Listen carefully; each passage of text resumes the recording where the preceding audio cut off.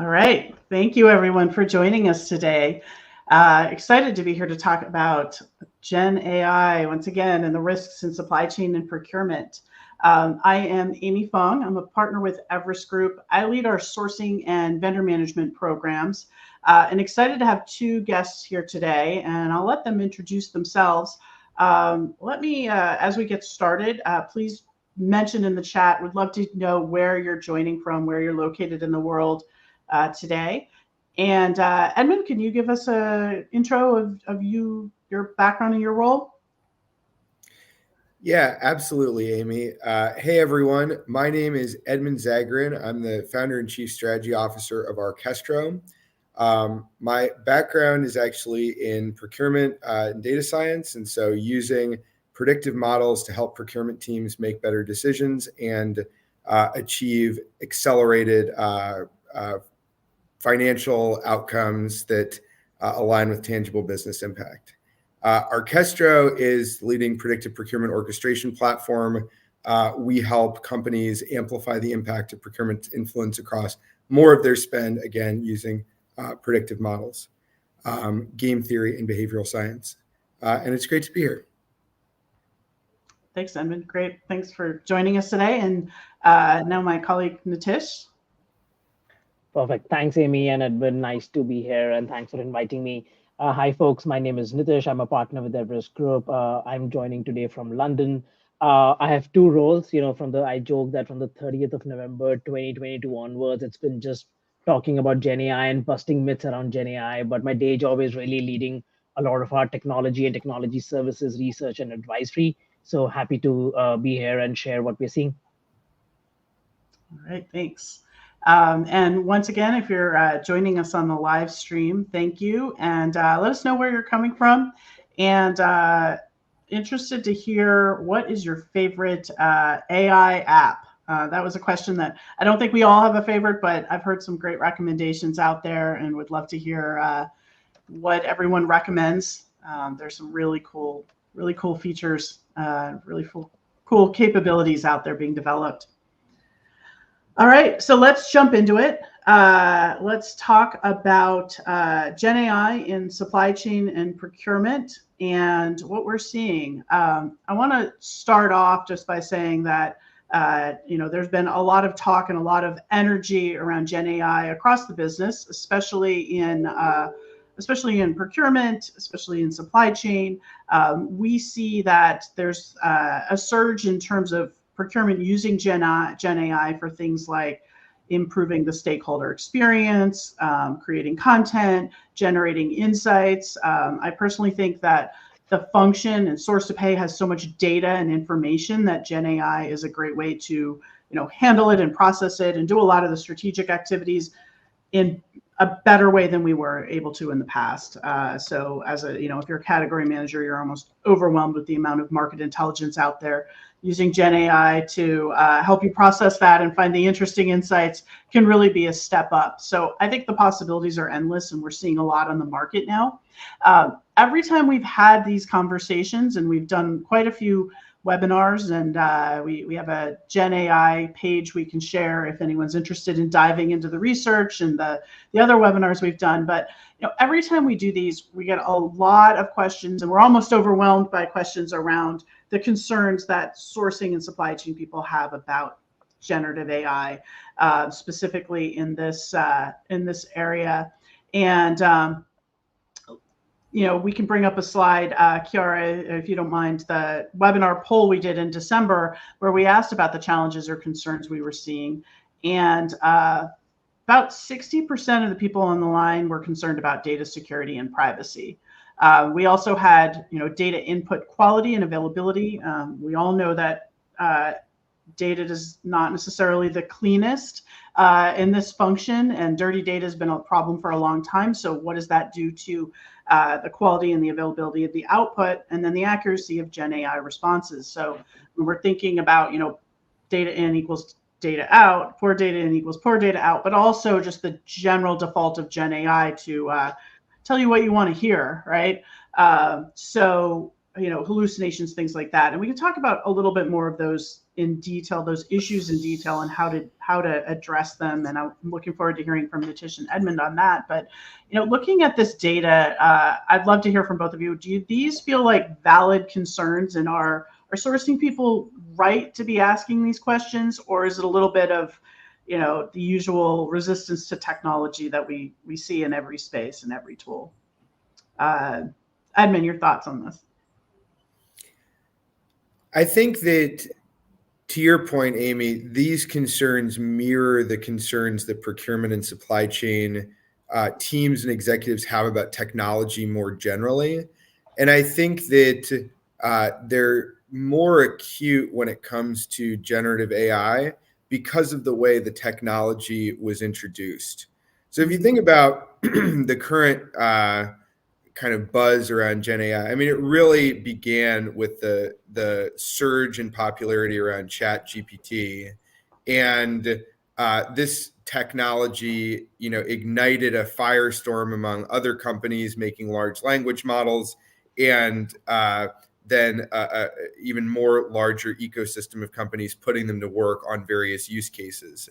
And so, if you think about that, concerns like data privacy and security become paramount, in part because you have people putting data into these solutions that are owned by third parties, and the custody of that data and where it might end up then becomes a source of anxiety for managers and security teams. But it also becomes, I think, when you look at the category manager and the strategic sourcing function as a whole, it's also becomes concerning when you begin to rely on a generative AI agent as a trusted source that potentially has the propensity, as you stated, to hallucinate or to get it wrong some percentage of the time.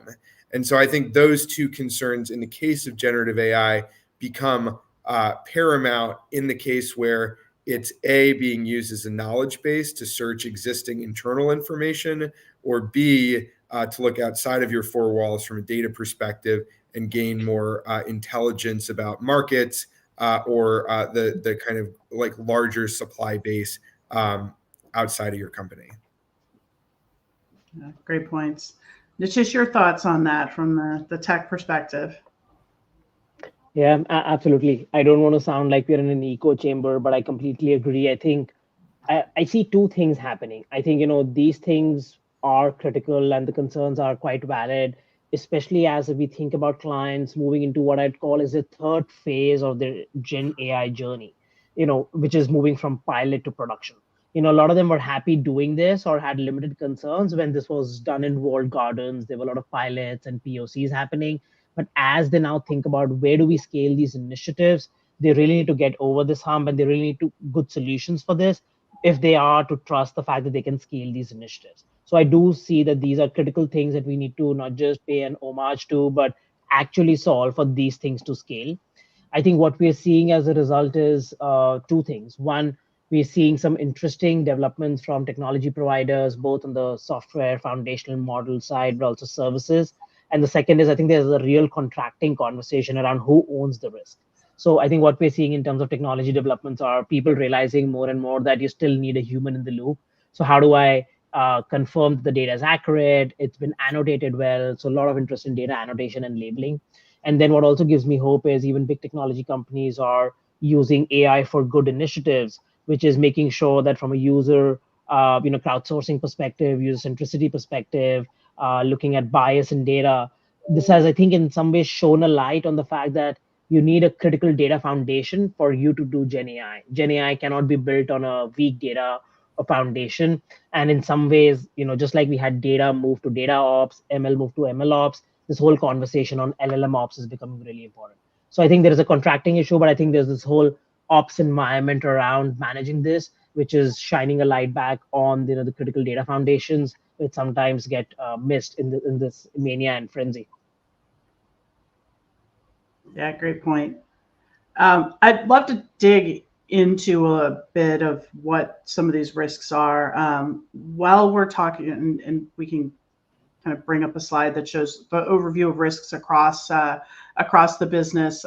This is a graphic that Everest Group has kind of developed as we've been working with clients and working with a lot of the tech service providers. Data security and privacy is really the big, the number one area that we've just kind of hit on. Explainability, trustworthiness, hallucinations. Also a risk, we rate that a little bit lower, than the security and privacy issues. Ownership and responsibility with Nitish, I think you both mentioned a little bit about, who owns the data, copyright ownership, things like that.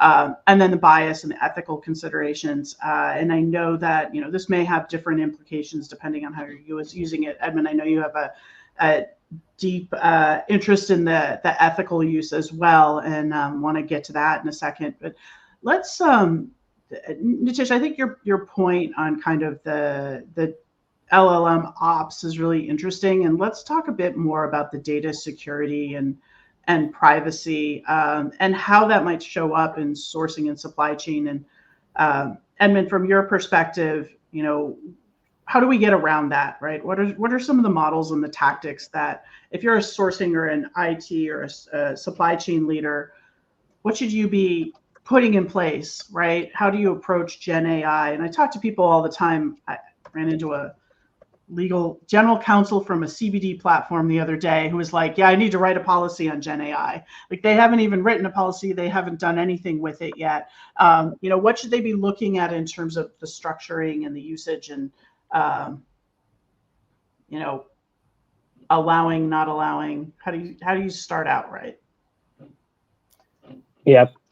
So Amy, I think those are great points, and let me try and unpack that at least for a few of the more fundamental dimensions that we are seeing. I think when it comes to, first of all, data security and privacy, I think, while that's always been a concern in sourcing and supply chain and enterprise technology more broadly, I think this becomes multifold when it comes to Gen AI, because I think in some ways sourcing and supply chain professionals and executives have two sort of risks that they're trying to think about when it comes to data security and privacy. One is, how do they ensure those guardrails for their own Gen AI implementations and usage? But how do they also have trust in how their suppliers are using this, right? How do they trust, the data that's gone into supplier solutions, partner solutions on this? How do they do, things like, we have started to hear of new services like AI assurance, which is you really need some certification in terms of, is your partner's model trained on ethical data, bias-free data, and so on. So there are two ways, in some ways, that they're looking at it. But if you really think about, the principal risks that they're trying to guard against, one is really, how do you think about, not exposing sensitive data and increase your data liability or your risk of data breaches? I think that's a very critical thing that people are thinking of, especially as we go from pilot to production, right? If you're exposing this to enterprise-wide or function-wide data, how do you make sure that doesn't expose sensitive information that should not be, whether it's financial records, trade secrets, and so on. The second thing I think people are thinking about is privacy erosion, which is that, we are in this year of 2024 where we have more elections than ever before. So the whole conversation on deep fakes is very, very pertinent socially, but it's also pertinent from an enterprise sourcing standpoint. So how do you make sure it doesn't do that? And then I think is the bias in output, which, to your point, is, data is, the output you get is only as good as the data that goes in, but also the lack of transparency, which is, how do I make sure that I can understand the audit trail of why a certain outcome has been achieved? So I think those are the principal risks that people are trying to ensure. And while I say that, I also want to make it clear that I'm quite bullish on how generative AI will pan out. Mm-hmm. I just think we need to solve for some of these more fundamental things before it can truly scale. Edmund, I know you have thoughts. Go ahead. Yeah, I mean, plus one to a lot of what Nitish said. I think that the primary concern is data and security. Mm-hmm. I think, though, that one nuance that I just want to double click on is this idea that you have procurement and supply chain teams going, well, I'm not using generative AI, or like my team isn't really using it, or like we don't necessarily see the business application, so I don't need to worry about this. Right. And the reality is that your suppliers are using this technology, right? Like if you look at how ubiquitous this has become in such a short period of time, everyone's suppliers are implementing this technology in a whole host. In some cases it's not independent, in some cases it's within applications.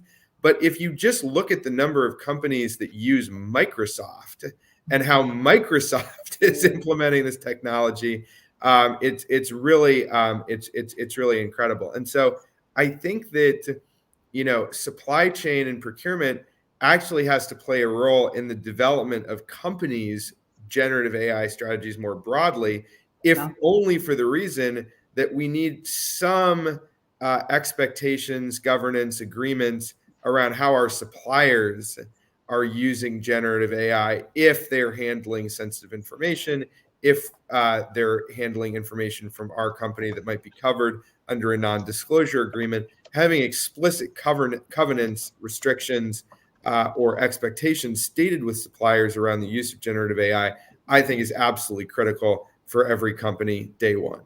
And I think the teams that aren't kind of bursting through the doors and saying, "Hey, we need to get something in place here," will look back on this as a missed opportunity.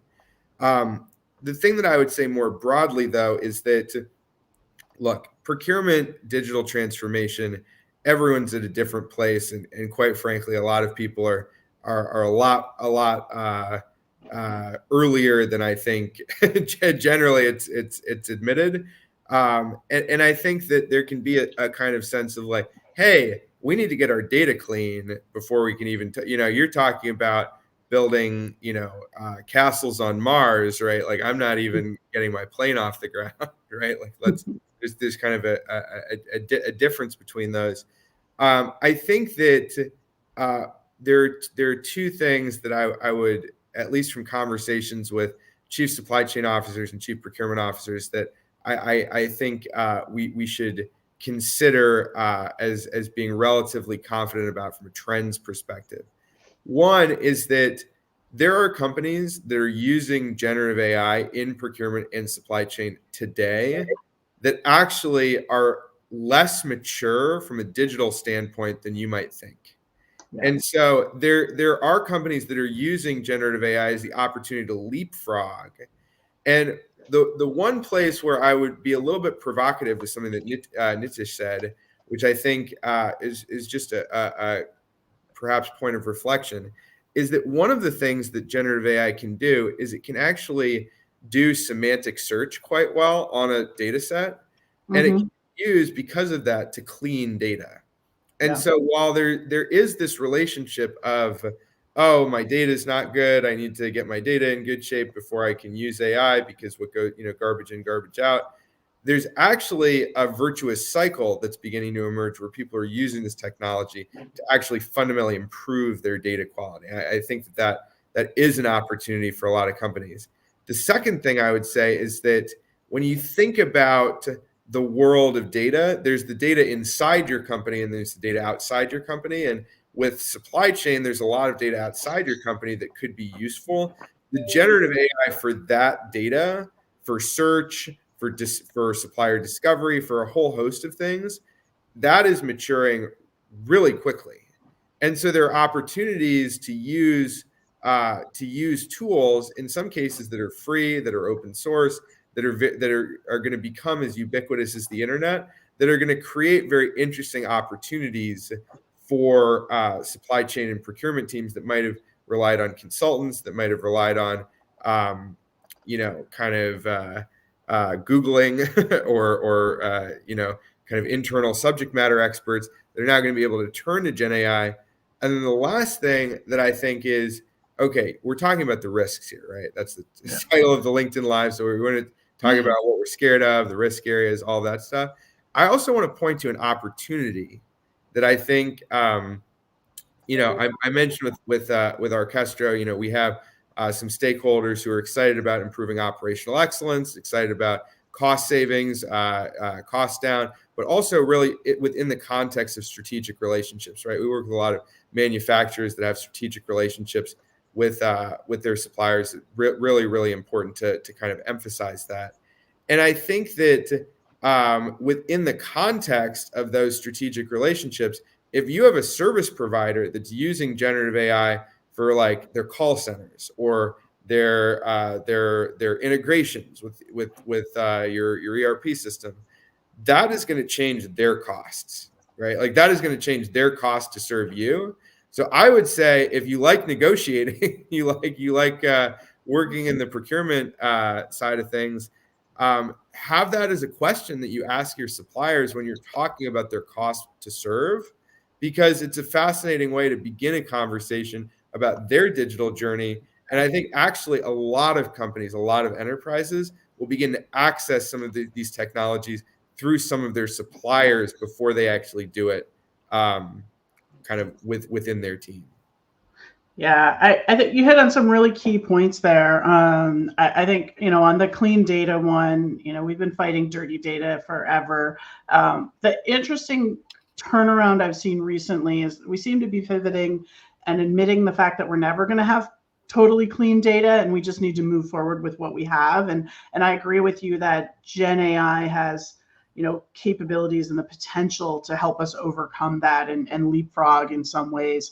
I remember when we went from like cleansing data takes a 6-month consulting project to this spend analytics tool can do it in 3 days, right? And we saw that was 5-8 years ago now, when the technology, the procure tech technology kind of caught up to that. Now we're seeing the ability to get way past that. And I think in some cases, just knowing where the flaws are helps you to navigate how you use Gen AI to address the flaws. Great point on leveraging your suppliers. Nitish, a lot of your work is working with tech services and tech providers, outsourced providers, IT service providers, which probably everyone who's listening to this uses some of those in your organization.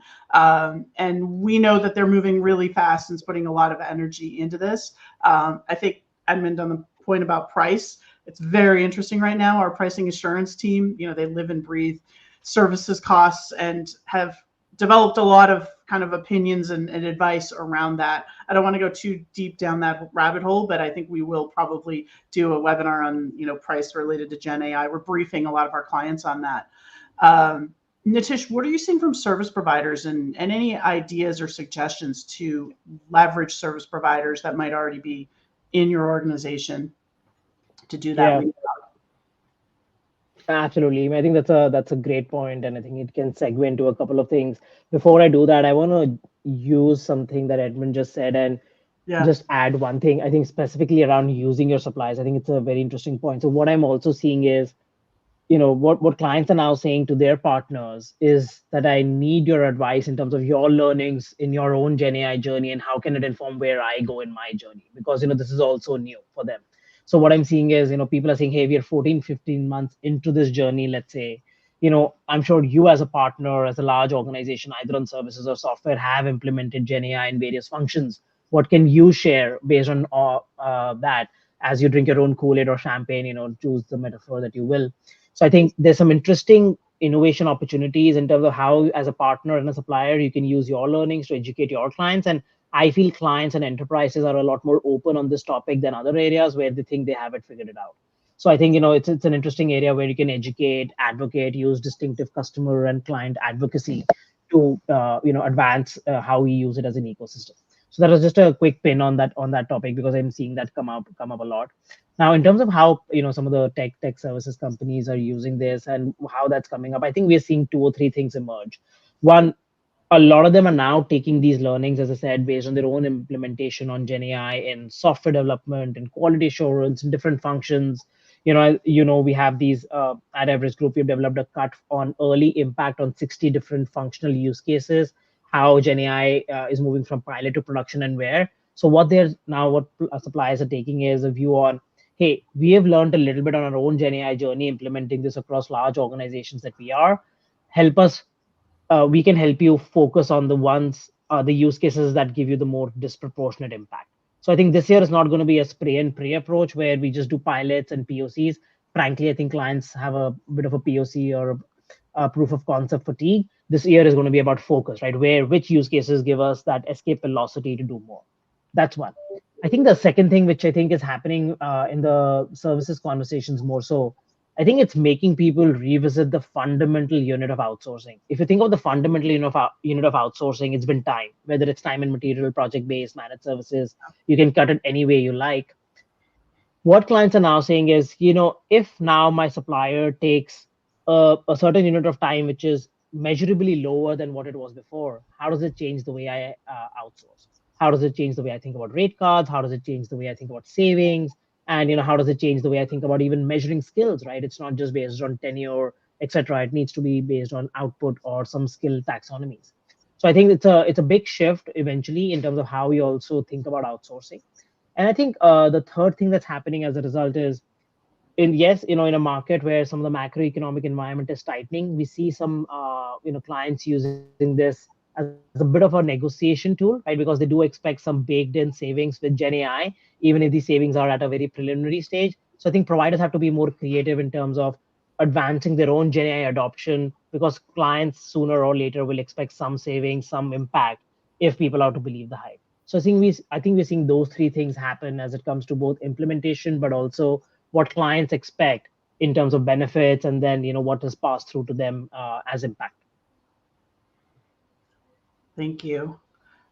Great points. I want to jump to a question, which was some examples from Vinash, examples of where you've seen the adoption of Gen AI in supply chain procurement and associated risks. And Nitish alluded to it. We have a lot of examples. If you go on either of our profiles, we put together, where we're seeing certain tech vendors specifically, for the most part, and in some cases, enterprises moving from production to pilot with certain features, right? It's not complete. This is a living, breathing document, but we've started publishing that.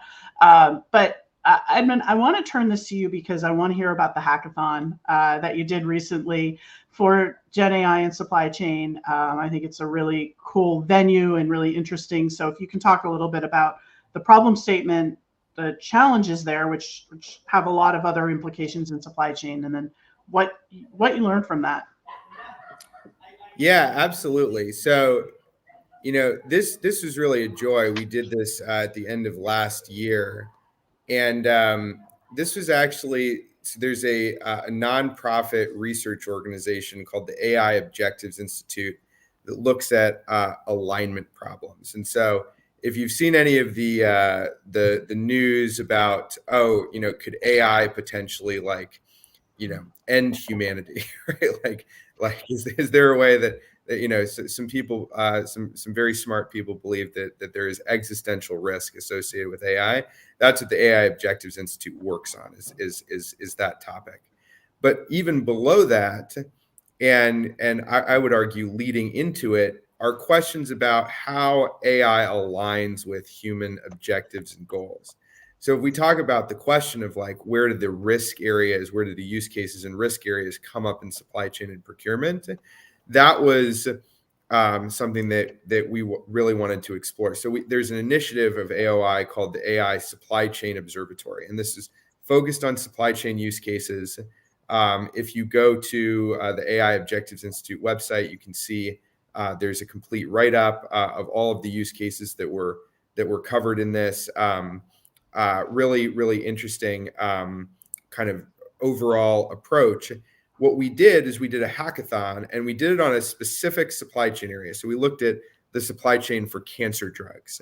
And for those that have been following this, the supply chain for cancer drugs has been disrupted in North America over the past year. It's a national crisis, to the point that in September of last year, the FDA granted an emergency exemption to import 14 lots of cisplatin, which is one of the most common chemotherapy drugs, without which the United States would not have been able to meet literally its ability for cancer patients to get life-saving drugs.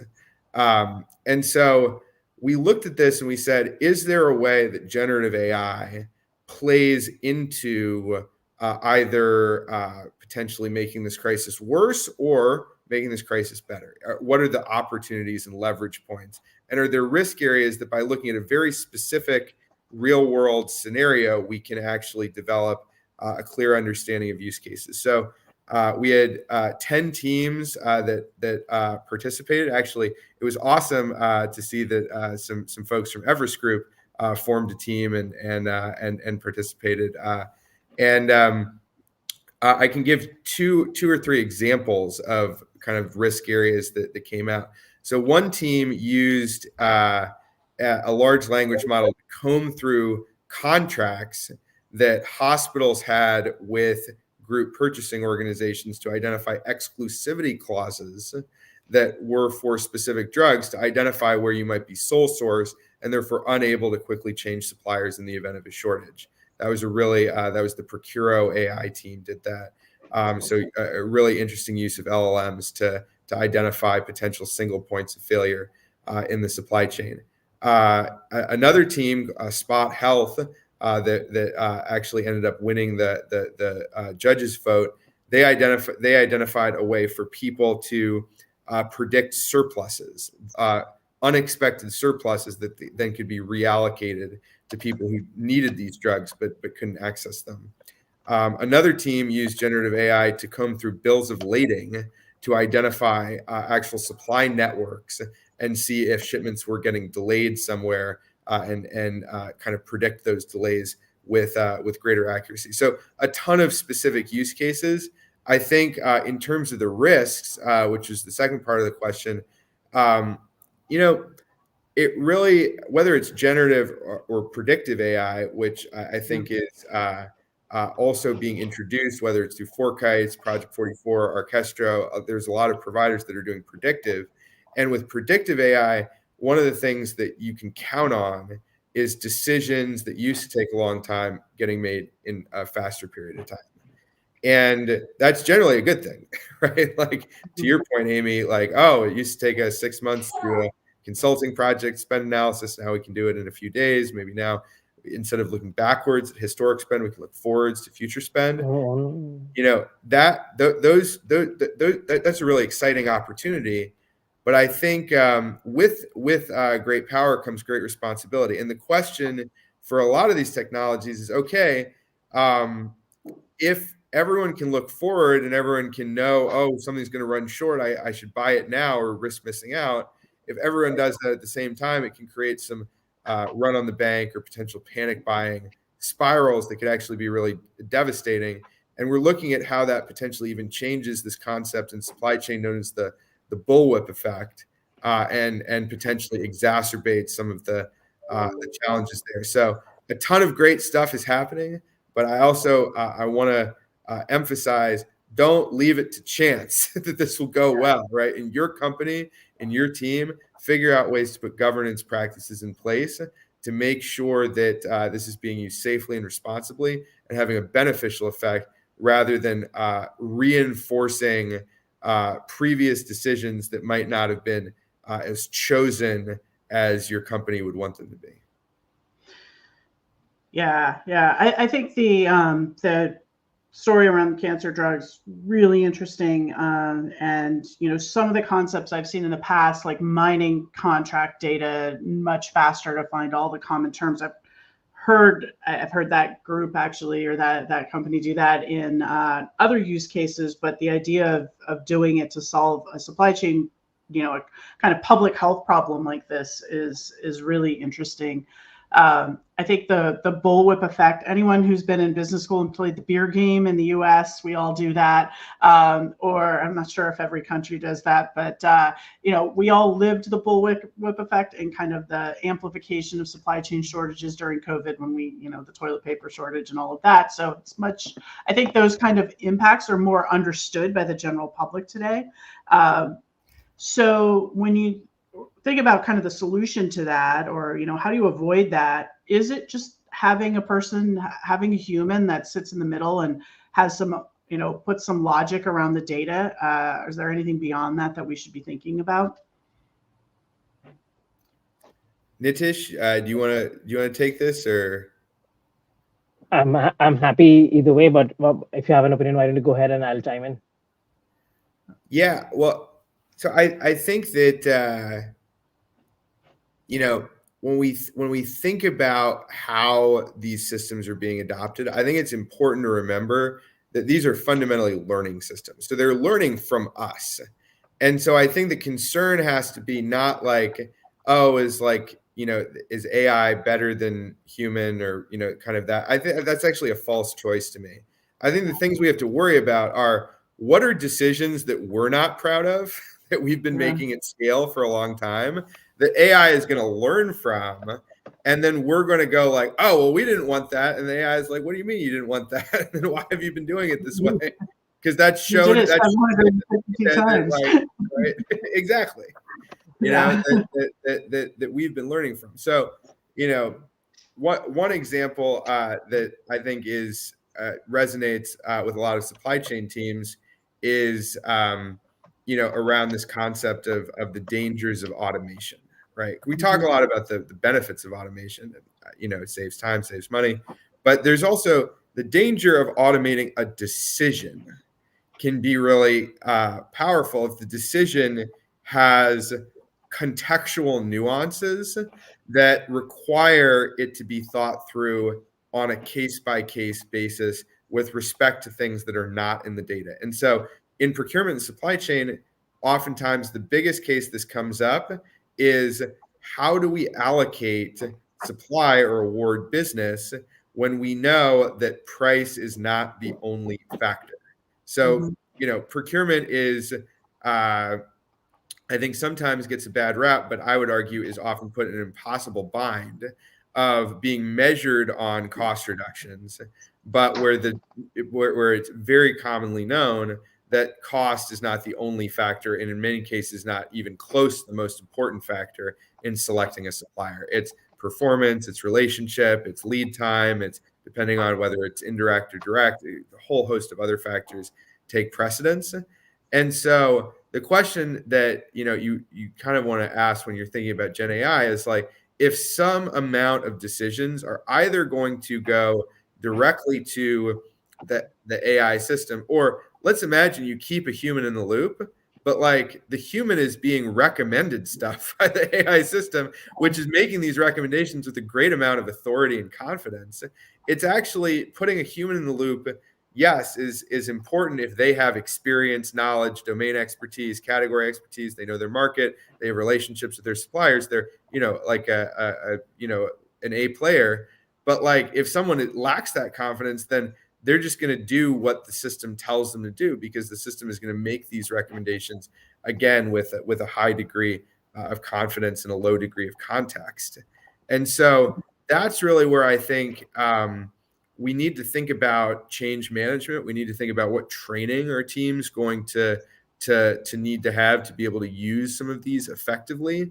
But I also think that when you think about kind of measures to put in place, I really begin with, let's get a governance policy document started, not finished, but started, for every team that deals with supply chain, whether it governs the suppliers, whether it governs the internal policy of using ChatGPT or other Gen AI tools, so that at very least there's a conversation. Hey, this is powerful and it's ubiquitous. It's going to be everywhere. How do we want to use it? Right? Do we not want to use it? Do we want to use it? Do we want our suppliers using it? What restrictions do we want in place? And what decisions do we want to have double checked by people on our team? Or what do we want to have contextual restrictions on, so that this stuff doesn't get us over our skis? Yeah.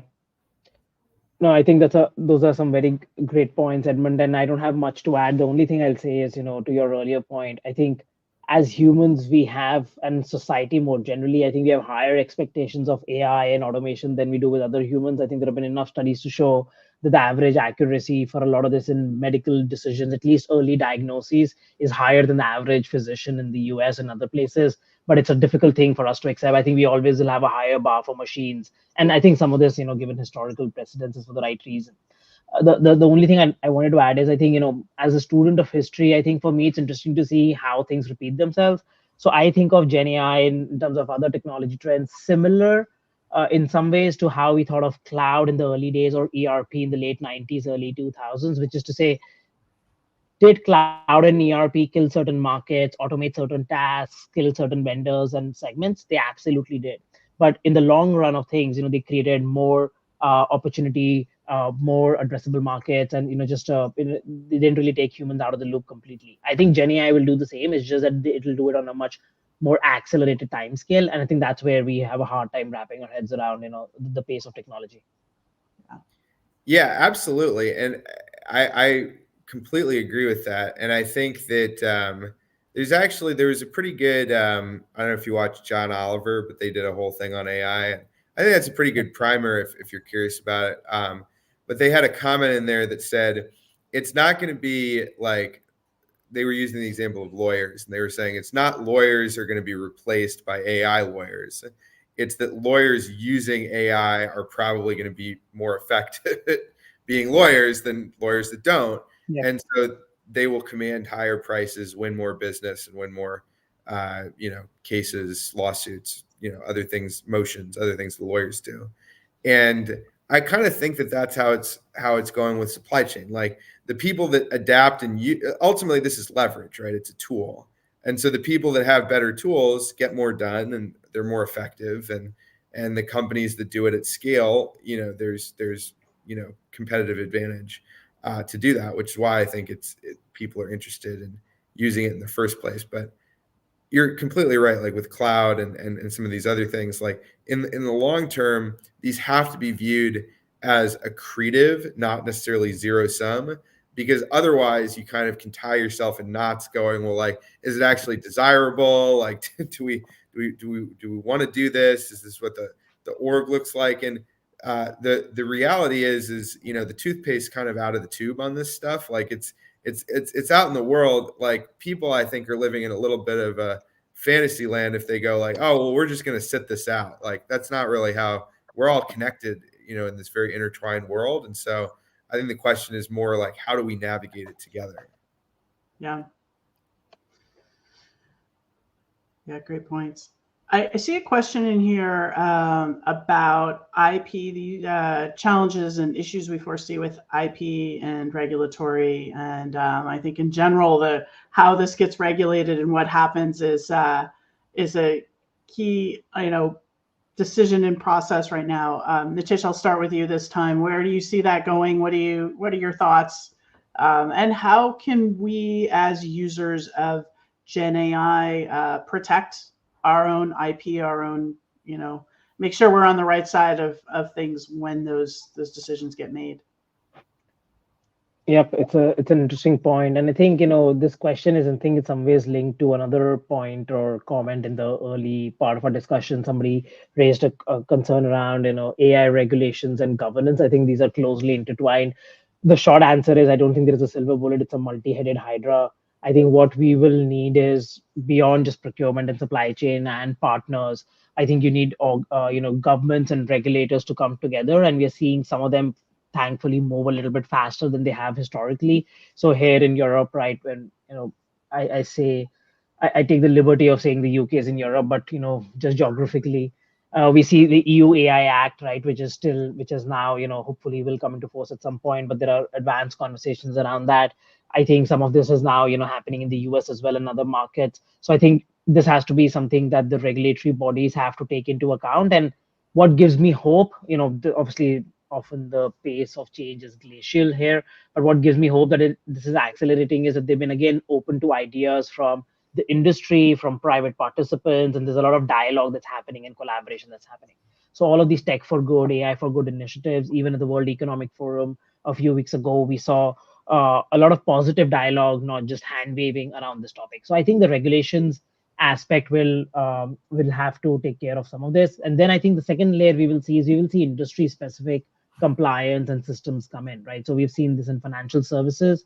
Even if you look at something like the media and entertainment industry with the recent Hollywood actors strike, we saw a lot of the contracting parts come into mainstream. I don't remember the last time that conversation was such a part of the social zeitgeist. So I think there's no easy answer to this, but I think collaboration and open ecosystems where both governments, academia, and private enterprises are talking to each other is the way to accelerate it. And I think it will be evolutionary. I don't think there will be a revolutionary answer off the bat. So this has to be a living and breathing thing. And many your thoughts? Yeah, I mean, I think with IP, the internet made IP a lot more challenging, like full stop, right? We had the copyleft movement, we had Wikipedia, we had all of this information that was like, information, should be free was this idea, right? Like a lot of stuff, the open source movement and software. So, just, the IP rights and issues had already come under challenge, but for large enterprises, that there'd been kind of this walled garden of like, okay, we're going to keep all of this stuff in here. It's not going to be affected by a lot of this stuff. And I think to some extent, what generative AI has done is it has allowed people to connect these internal data stores to the internet, right? Like in a very material way, despite the fact that the systems might not be. And so, I think that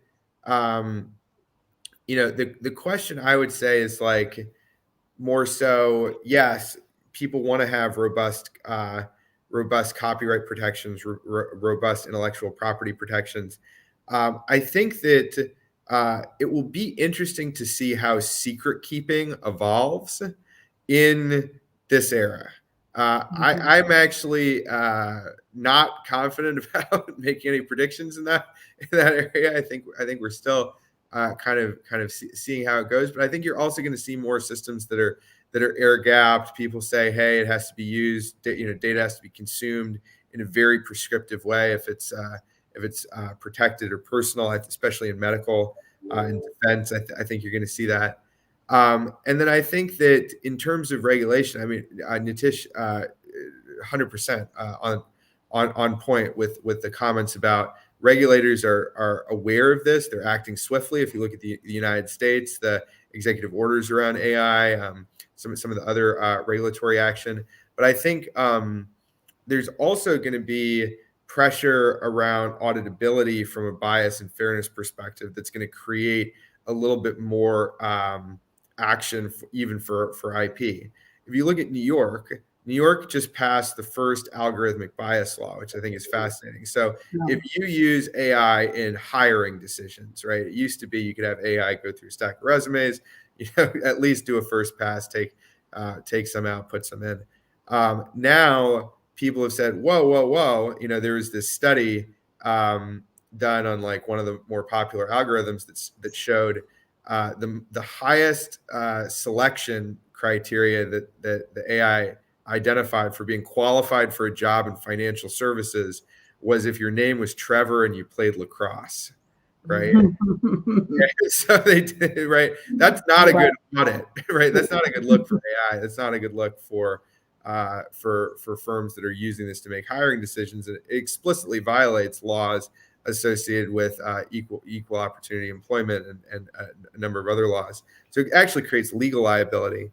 But firms have been saying, well, it's a black box. We don't really know. The AI is just kind of learning from our decisions. Again, AI learns from the decisions we're not proud of, as well as the decisions that we are, and then it can carry forward those biases. So New York has now said, from a regulatory perspective, you can't say the model made me do it, right? If you're not running a compliant process and AI is part of it, there's going to be some accountability for that. And so I think that that's creating regulatory pressure to say we need audits on some of these selection decisions if it affects things that have regulatory regimes like hiring. And I think that that's also going to create an opportunity for people to say, hey, we really need, from an IP standpoint, if an artist creates a work, to your point about the screenwriters, we don't want that to like immediately become the property of OpenAI or Microsoft or Google or some other firm. Yeah, I think I've been watching the New York case as well. I think that's fascinating and great quote of the day. You know, learns from the decisions we're not proud of. That could apply in pretty much any area. We're getting close to the top of the hour, and there's still a lot of really interesting comments here. And I know you guys can see kind of the comments and the questions. Anything else? Any other points you want to make? Yep. Tips, advice? Go ahead, Nitish.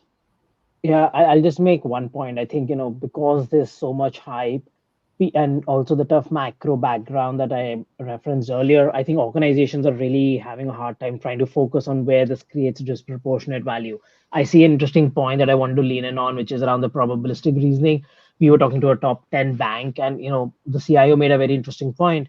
His whole point was, actually the probabilistic nature of Gen AI makes it easier for me to understand where can I apply it, where can I not, because banking is so regulatory, it's such a tight regulatory complex landscape that most regulations require these use cases to be deterministic systems, not probabilistic systems. And Gen AI, with the nature of inference and the way the transformer model works, is fundamentally probabilistic. Yes, it might be 90%, 95% accurate in some cases, but you can't deny a mortgage application to a potential customer just because the system made you do it or the model made you do it, as one of the commenters has said.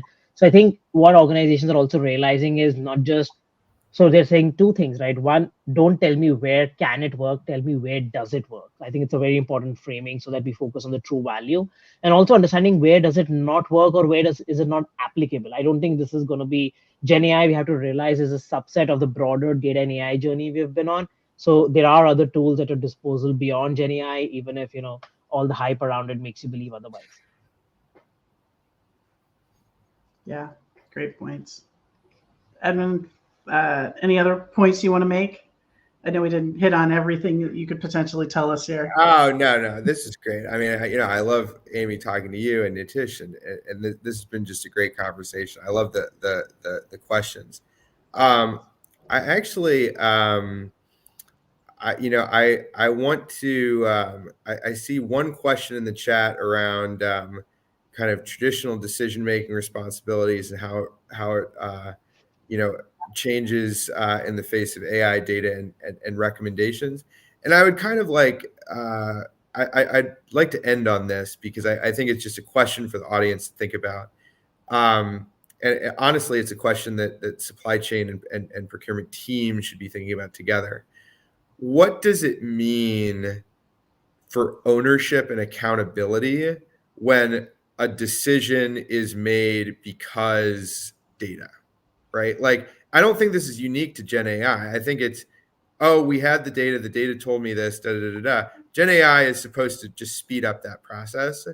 But what does it do to actually like fundamental accountability and who owns the consequence of a decision that's made right and there's benefit from it, or that we get wrong and there's harm from it?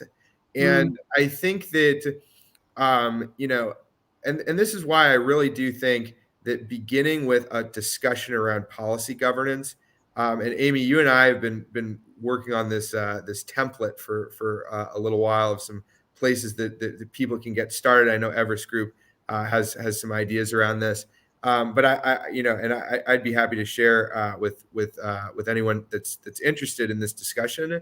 But I think what AI does is it holds up a mirror to us, and it says, actually, now that we're the teacher and it's the student, and we have to worry about what we're teaching it by our decisions, what do we want to say we own and are accountable for from our decisions when we're increasingly being pressed not to make them in a vacuum, but to do them using data? What happens when the data's wrong, right? We make the decision, something bad happens. How does accountability change in that paradigm?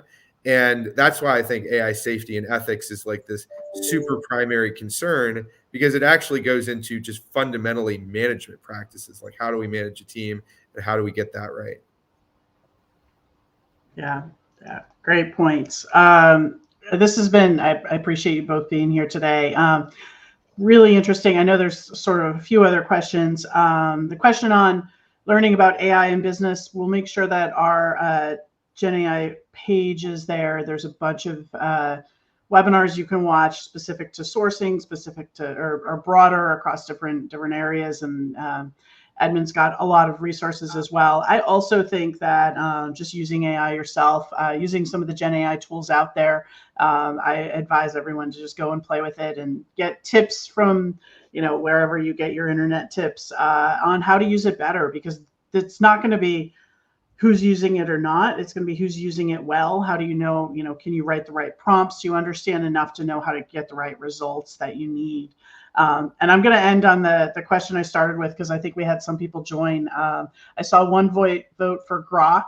I want to hear from both of you. What is your favorite AI, Gen AI, predictive AI app out there that you use in your own life? I'm boring. I use ChatGPT, and that's about it. That's why I need some recommendations for others. And audience, please add yours if you didn't already. Nitish, what's your favorite? Yeah, I'm going to be boring as well. I will, wear our Everest Group brand and say I like our intelligence search that we've used internally, because the whole co-pilot thing has made such a big difference to my day-to-day life. I think, the fact that you can have somebody in your corner triaging documents, work through, and it's all on our internal data and our reports. I think that's made my life immeasurably better. So I'd vote for that, even if that's not the most funky answer. That is fair. I actually, if I were to put my work hat and not just my personal life hat, I do like a lot of the tools that we've developed. I can at a click see what questions my clients asked in the last, year, and kind of data mine that. We could do that before, but in a much better, more in-depth way than we used to do. That's a little boring, but Edmund, I know you've got a lot.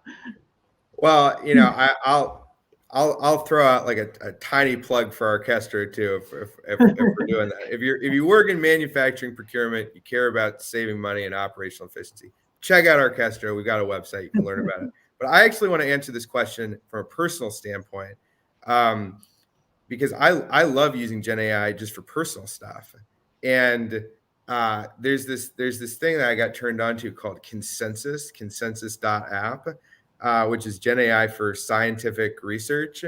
And you can get answers from peer-reviewed research at your fingertips. And I love kind of looking at scholarly literature and kind of seeing what people who've done these peer-reviewed studies have to say about some question or other. And so I've been using Consensus a lot.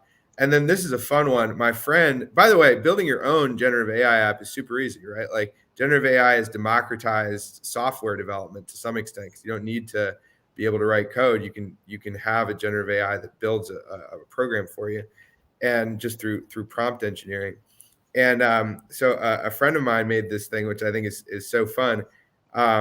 He will take a picture of a menu, a wine menu, and this little agent he built will recommend what wine he should drink with dinner, based on like what else he's ordering, and it just knows his tastes, right? So it's literally an app built for him. Like no one else can use it, because it's just specific to his preferences, but I think there's stuff like that where it's just there's lots of fun use cases. Yeah, I love that, and I think I need to use it more in my personal life, because I'm a chronic Googler for building whatever I'm trying to. I'm a researcher at heart. Edmund, what do you recommend for building your own Gen AI app? Oh, there's tons of great stuff. I mean, ChatGPT, like any of the foundational LLMs, there's lots of great stuff. And then if you just look up YouTube on prompt engineering and kind of how to do it, there's self-service tutorials that can help you. All right, there's something to do this weekend. I think that's another great way to learn for those looking to understand, learn more about Gen AI. There's applications in business, but sometimes understanding how it impacts the world then can be carried over to business as well. All right, well, I want to wrap up. I appreciate everyone who joined today. Continue to comment. You can certainly watch this and reach all of us on LinkedIn. You're all likely on there right now. And I know there'll be a couple of links in the chat. I know there's a report on Gen AI that we've been sharing. It's pretty hefty, and it's a great way to also understand how Gen AI is changing the market, changing the world from a business standpoint. Everest Group focused really on global services and next gen technology. So reach out if you have questions in that area. Edmund, great experience. You heard all of his expertise. I'm a fan of Orchestro as well and what they've done in the market with predictive AI and with pricing and everything. And make sure you check them out if you have an interest or a need there. Thank you, everyone, and have a great day.